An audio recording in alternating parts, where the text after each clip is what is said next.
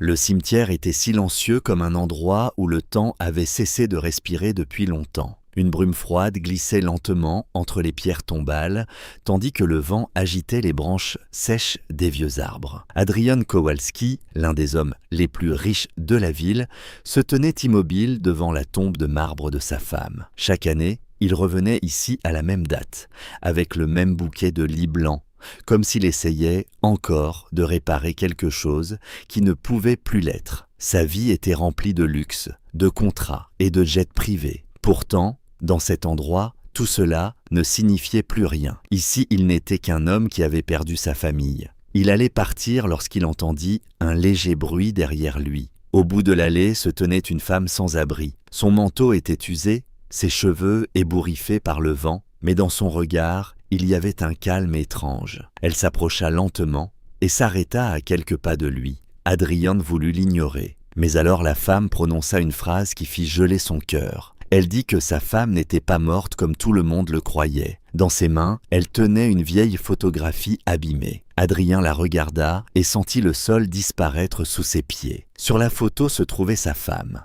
Mais à côté d'elle se tenait un enfant qu'il n'avait jamais vu. Quelques heures plus tôt, Adrian Kowalski ne s'attendait à rien d'inhabituel. Comme chaque année, il était venu au cimetière à la date anniversaire de la tragédie qui avait brisé sa vie en deux. Sa voiture noire s'était arrêtée près de la grille et il était descendu lentement, tenant un bouquet de lys blancs, les fleurs préférées de sa femme. L'air était froid et le cimetière presque désert. Seul le vent faisait glisser les feuilles sèches sur les allées de pierre. En marchant vers la tombe, Adrien sentit ce poids familier dans sa poitrine. Chaque pas lui rappelait la nuit de l'accident, les sirènes, la pluie, l'appel de l'hôpital qui avait changé sa vie pour toujours. Il avait tout perdu ce soir-là, sa femme et l'enfant qui devait naître quelques semaines plus tard. Du moins, c'est ce qu'on lui avait dit. Quand il arriva près de la tombe, il s'arrêta brusquement. Quelqu'un était déjà là. À quelques mètres, une femme en manteau déchiré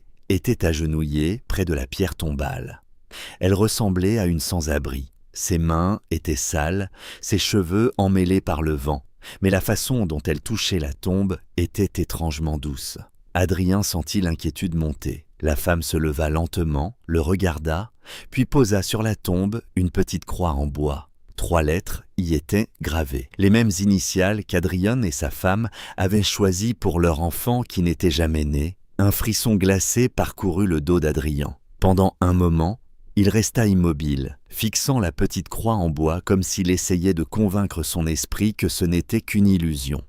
Ces 3 lettres étaient trop familières. Lui et sa femme les avaient choisies un soir tranquille dans leur ancienne maison, lorsqu'ils imaginaient encore l'avenir rempli de rires d'enfants. Personne d'autre ne connaissait ces initiales. Personne. Les souvenirs revinrent comme une vague impossible à arrêter. Cette nuit-là, tout n'était que chaos, lumière, sirène, pluie frappant l'asphalte. La voiture d'Adrien s'était écrasée contre un autre véhicule sur une route presque vide. Lorsqu'il s'était réveillé à l'hôpital, les médecins lui avaient annoncé une seule chose. Sa femme n'avait pas survécu. Et l'enfant, non plus. Du moins, c'est ce qu'on lui avait dit. Adrien leva les yeux vers la femme sans abri. Elle se tenait calmement, comme si elle attendait qu'il comprenne quelque chose qu'il ne parvenait pas encore à nommer. Lentement, elle fouilla dans la poche de son vieux manteau. Elle en sortit un petit médaillon argenté. Adrien sentit sa respiration se bloquer. Il le reconnut immédiatement. C'était le médaillon de sa femme, celui qui avait disparu la nuit de l'accident et que personne n'avait jamais retrouvé. Le cœur d'Adrien se mit à battre plus vite. Le médaillon brillait faiblement dans la lumière pâle du matin. Chaque détail était exactement comme dans son souvenir. Un petit ovale argenté avec une gravure délicate au dos. Il l'avait offert à sa femme lors de leur premier anniversaire de mariage. Ce médaillon avait disparu la nuit de l'accident avec beaucoup d'autres objets. La police avait expliqué qu'il avait probablement été perdu dans le chaos. Et maintenant, il se trouvait dans les mains d'une sans-abri. Adrien fit un pas vers elle, essayant de comprendre ce qui se passait. Comment cette femme pouvait-elle connaître son passé ? Pourquoi possédait-elle des objets qui auraient dû disparaître à jamais ? La femme ne semblait pourtant pas vouloir le tromper. Son visage était fatigué, mais dans ses yeux se lisait le poids d'un secret trop longtemps gardé. Elle se tourna lentement et pointa vers l'intérieur du cimetière. Entre les tombes se trouvait une petite sépulture d'enfants presque oubliée. La pierre était simple, comme si quelqu'un avait voulu qu'elle passe inaperçue. Le souffle d'Adrian se coupa. Sur la pierre tombale était gravé un nom qu'il connaissait trop bien, Kowalski, et la date de naissance, exactement la nuit de l'accident. Adrian resta paralysé, fixant la petite tombe. La date était claire, la même nuit, la même heure qui revenait dans ses rêves depuis des années. Les médecins lui avaient dit que l'enfant n'avait pas survécu. Il n'y avait jamais eu d'enterrement, jamais de tombe, seulement des papiers signés et le silence.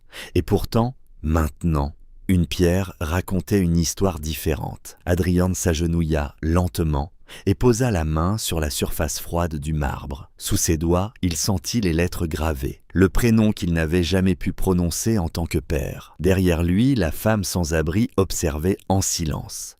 Elle sortit finalement un vieux document jauni de son sac. Adrian le prit d'une main tremblante. C'était un acte de naissance. Le nom de famille était clair, Kowalski.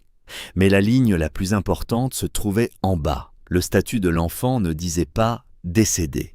Il disait « vivant ». Adrien sentit le monde vaciller autour de lui. Ce mot était simple mais impossible à accepter. Vivant. Pendant toutes ces années, il avait cru avoir tout perdu cette nuit-là. Sa femme, son enfant et l'avenir qu'ils avaient rêvé ensemble. Et maintenant, il tenait la preuve que cet avenir n'avait peut-être jamais totalement disparu. Il leva les yeux vers la femme sans abri. La brume flottait encore entre les tombes. Elle s'approcha lentement. Sa voix était calme, fatiguée par des années de silence. Elle expliqua qu'elle avait observé Adrian pendant longtemps. Elle avait vu son nom dans les journaux, ses entreprises grandir, le monde l'admirait comme un homme qui possédait tout. Mais elle connaissait la vérité, parce qu'elle était sur cette route la nuit de l'accident. Elle avait été la première à atteindre la voiture brisée. Et c'était elle qui avait sorti du véhicule en flammes le bébé que tout le monde croyait mort. Chaque mot tomba sur Adrian comme un poids immense. La brume se dissipait lentement au-dessus du cimetière, comme si la vérité sortait enfin de l'ombre. La femme expliqua qu'elle conduisait l'autre voiture cette nuit-là. L'accident s'était produit soudainement, sous la pluie et dans l'obscurité. Quand elle vit la voiture en flammes, elle courut sans réfléchir. À l'intérieur, elle trouva un bébé qui respirait encore. Les secours arrivèrent un plus tard, mais dans le chaos, la vérité se perdit entre les rapports et les erreurs. Elle avait eu peur d'aller en prison, peur d'être accusée de la mort de la femme d'Adrian. Alors, elle prit une décision qui allait changer des vies. Elle confia anonymement l'enfant à un foyer, persuadée que le père milliardaire ne découvrirait jamais la vérité. Mais le destin a une étrange façon de ramener les histoires inachevées. Des années plus tard, la femme perdit tout et devint sans abri. C'est alors qu'elle apprit que la fille avait grandi dans une autre ville, dans une famille adoptive, sans connaître son origine. Adrian resta silencieux, regardant le soleil se lever au-dessus du cimetière. Pour la première fois depuis des années, il comprit que la tragédie qui avait détruit sa vie n'était peut-être pas la fin de l'histoire. Parfois, le destin nous enlève tout, seulement pour nous rendre l'espoir quand nous nous y attendons le moins. Et parfois, le plus grand miracle n'est pas de changer le passé, mais de retrouver la famille qui n'a jamais vraiment cessé d'exister. Chaque j'aime est un signe d'empathie, chaque commentaire une voix. Abonnez-vous pour faire vivre ces messages.